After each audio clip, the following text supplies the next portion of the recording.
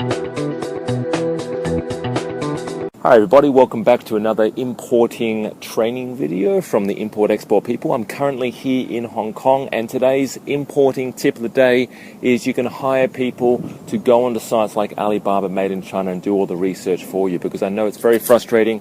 I've spent hours on end basically trying to locate suppliers, trying to find reputable factories, and it's very frustrating and it's very time consuming. So you can actually hire people on many sites that I speak about and what Peter Sun speaks about at the upcoming boot camps that we hold in Australia. If you can't make that, we still do coaching, but we show you how to go about hiring people to do all the work for you and to go about finding specific factories for you, okay, and people in China located on the ground, and how to do it very cheaply, okay. So I'll talk to you real soon. And by the way, if you want to find out more information about our training videos, check out our website as well. We've got heaps of training videos there that show you exactly how to go about finding proper factories.